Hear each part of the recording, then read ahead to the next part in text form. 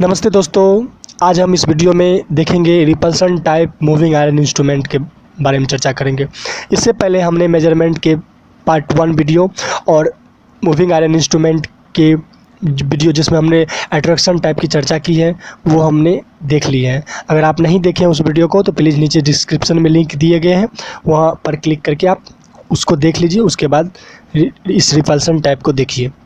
ठीक, अगर वीडियो अच्छा लगे तो वीडियो को लाइक कीजिए, चैनल को सब्सक्राइब कीजिए और शेयर कीजिए दोस्तों के साथ। धन्यवाद। अच्छा सुनो, सब्सक्राइब करते वक्त ना घंटी बजा देना ताकि जब मैं ऑनलाइन आऊँ तो तुम्हारे फोन की भी घंटी बजे। सबसे पहले इसके कंस्ट्रक्शन की बात करते हैं, यानी कि बनावट क्या होती है। तो ये हमने 2D फिगर बनाई क्योंकि 3D फिगर बनाना थोड़ा मुश्किल काम है। ये जस्ट लाइक कुछ नहीं है, बस एक सिलेंड्रिकल सोलेनॉइड होता है, प्रणालिका होता है। उसमें हम क्या करते हैं, वायर को वाइंडिंग करते हैं। जैसे कि ये देखिए, इस सिलेंडर टाइप का होता है, इस पर क्या होता है, वायर वाइंडेड किया रहता है। इसी टाइप इस तरह से वाइंड किया रहता है कॉइल। ठीक, अगर इसके हम क्रॉस सेक्शनल को काटते हैं, उसका फ्रंट व्यू को हमने यहाँ दिखाया है। जैसे कि ये देखिए, इस तरह का होगा और इसका हम क्रॉस सेक्शनल को काटेंगे तो कुछ इस तरह का फिगर बनेगा, तो वही हम दिखाए। ठीक, ये जो ये डॉट डॉट है ये मेरा कॉइल है, फिक्स्ड कॉइल। ठीक, अगर यहाँ देखते तो ये देखिए, यहाँ इस रिपल्सन टाइप इंस्ट्रूमेंट में क्या होता है, तो 2 सॉफ्ट आयरन प्लेट का यूज किया जाता है। एक फिक्स्ड होता है, जैसे कि ये देखिए, इसमें ये स्पेंडल लगा हुआ, एक इसके साथ फिक्स्ड रहता है और ये जो स्पेंडल है एक इसके साथ फिक्स होता है। तो फिक्स्ड इसको बोलते हैं मूविंग कॉइल और इसको बोलते हैं फिक्स्ड कॉइल। उसके बाद देखिए, पॉइंटर के साथ बैलेंस्ड वेट लेवल होता है जो कि पॉइंटर को के डिफ्लेक्शन को बैलेंस करता है।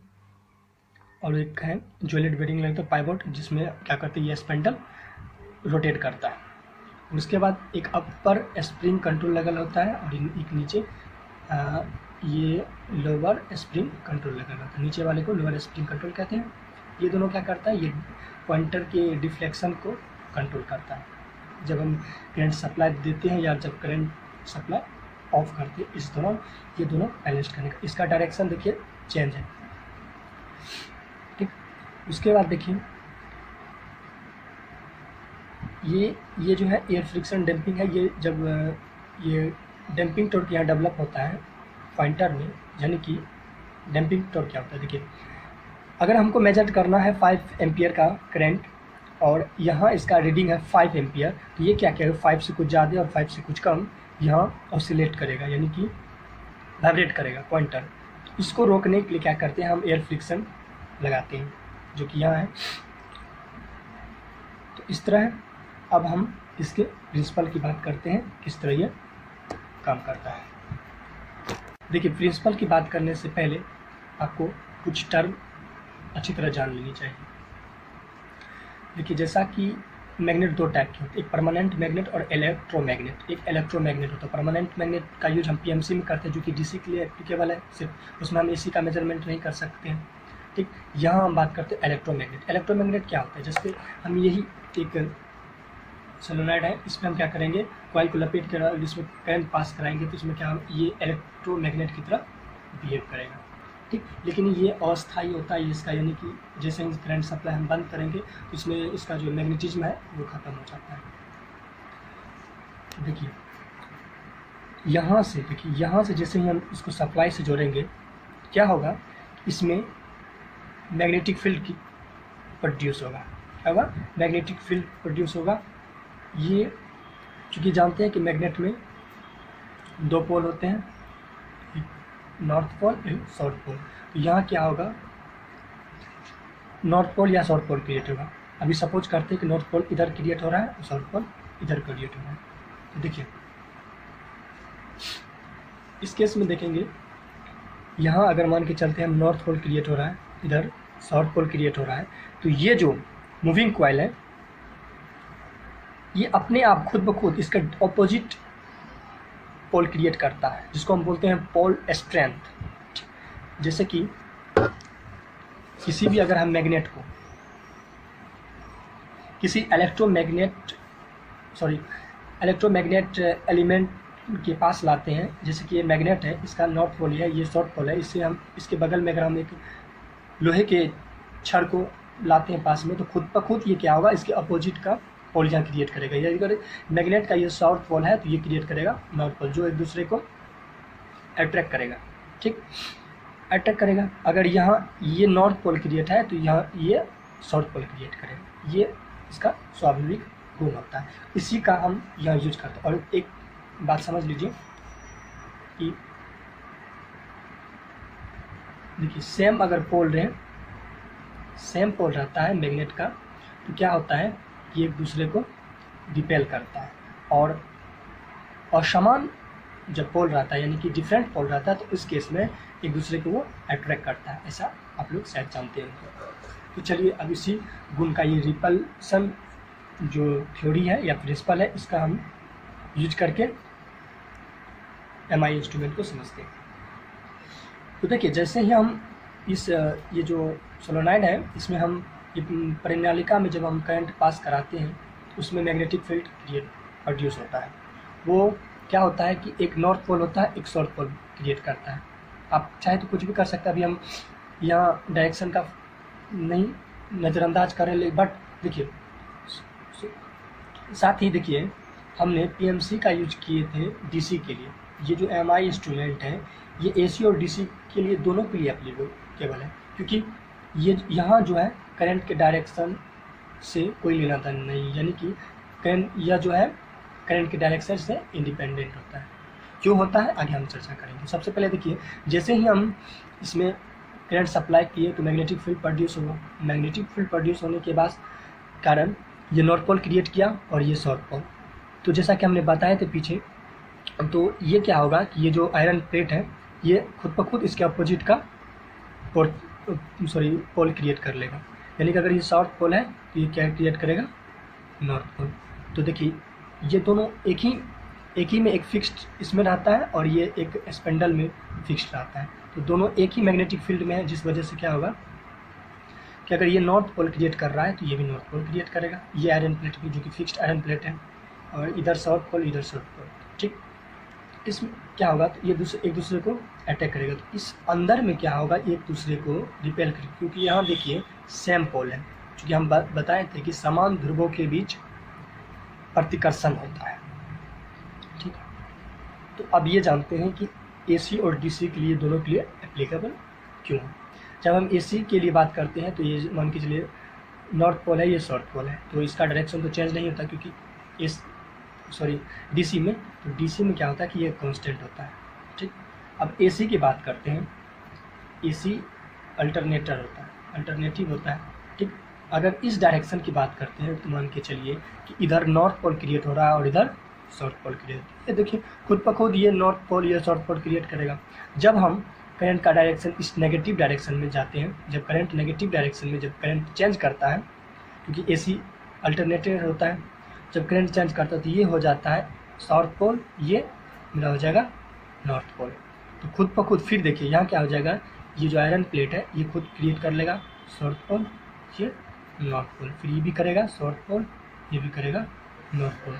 तो यहाँ क्या होगा, जस्ट इसमें कोई फ़र्क नहीं पड़ेगा, यानी कि करंट के डायरेक्शन का कोई फ़र्क नहीं पड़ेगा, क्योंकि बात तो एक ही है, रुतबा एक ही है। ठीक, ये खुद को दोनों कंडीशन में क्या होगा कि ये एक दूसरे को रिपेल ही करेगा, जिस वजह से ये रिपेल करने की वजह से क्या करेगा, स्पेंडल मूव करेगा, और स्पेंडल के मूव करने से स्पेंडल में ये मेरा पॉइंटर अटैच होता है और पॉइंटर भी अपना कैलिब्रेट करेगा और रीडिंग देगा। इससे हम करंट वोल्टेज मेजर कर सकते हैं।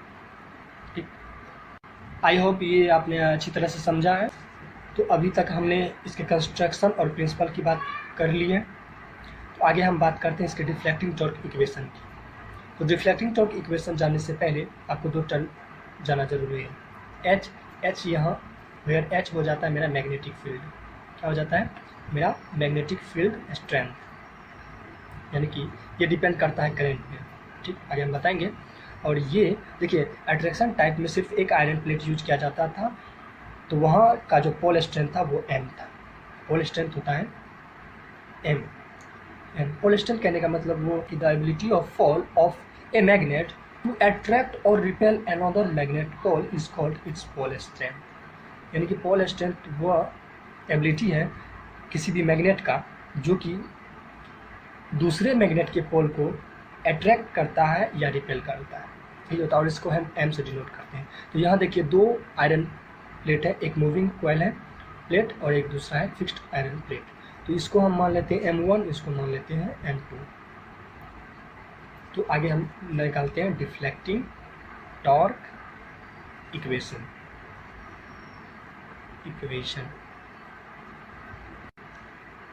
हियर क्या होता है कि यहाँ फोर्स जो होता है वो पोल ऑफ स्ट्रेंथ के डायरेक्टली प्रोपोर्शनल होता है। ये 2 है तो ये M1 ये M2 हो जाएगा, ठीक। और साथ ही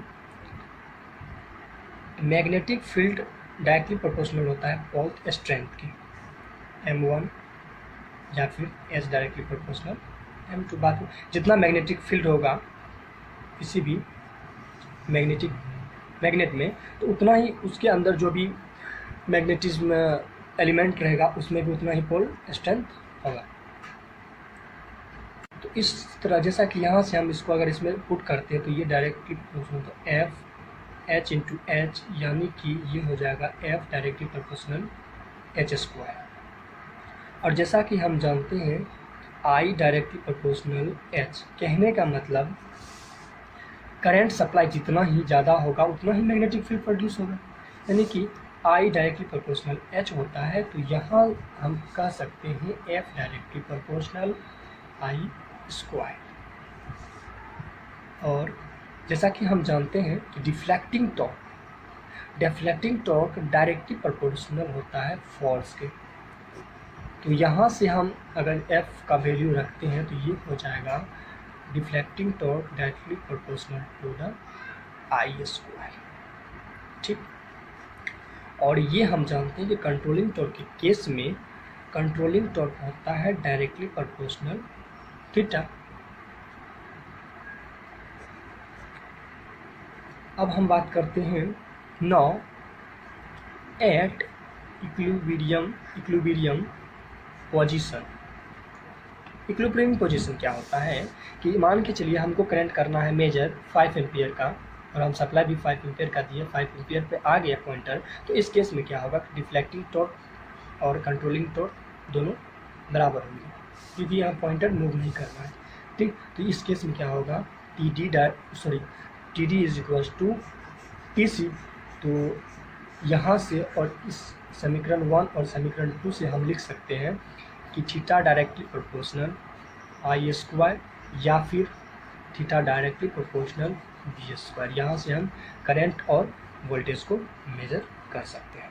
इसके हम एडवांटेज की बात करते हैं तो ये एक चीप इंस्ट्रूमेंट है PMC की तुलना में और इसका कंस्ट्रक्शन काफ़ी सिंपल है, इसीलिए इसका यूज काफ़ी सारे इंस्ट्रूमेंट में इस प्रिंसिपल का यूज करते हैं, ठीक। और खास तौर पे इसका यूज AC और DC दोनों क्वांटिटी को मेजर करने के लिए किया जाता है, ठीक। इसमें जो फ्रिक्शन एरर होता है काफ़ी कम होता है दूसरे इंस्ट्रूमेंट की तुलना में। और इसके कुछ डिसएडवांटेज हैं। ये क्या करता है, ये पावर को कंज्यूम कर लेता है और ये जो इसका जो कैलिब्रेशन होता है डिफरेंट होता है AC और DC के कंपेयर में। और इसका हिस्टैरिसीस एरर होता है और इसका जो स्केल होता है ये यूनिफॉर्म नहीं होता है। और ये जो क्या बोलते हैं MI इंस्ट्रूमेंट है, ये एक्सट्रीम मैग्नेटिक फील्ड यानी कि बाहरी मैग्नेटिक फील्ड्स के इफेक्ट से इसमें एरर पैदा हो सकता है और ये काफ़ी सेंसिटिव इंस्ट्रूमेंट है, ठीक। तो वीडियो अच्छा लगे तो लाइक कीजिए वीडियो को और हमारे चैनल को सब्सक्राइब कीजिए, अपने दोस्तों के साथ शेयर कीजिए। आई होप ये वीडियो आपको अच्छा लगा। इसी तरह के वीडियो और पाने के लिए कमेंट बॉक्स में जाकर कमेंट कीजिए आपको किस तरह की वीडियो चाहिए, तो हम इस पर उस टॉपिक पे आपको वीडियो बना के देंगे। धन्यवाद दोस्तों।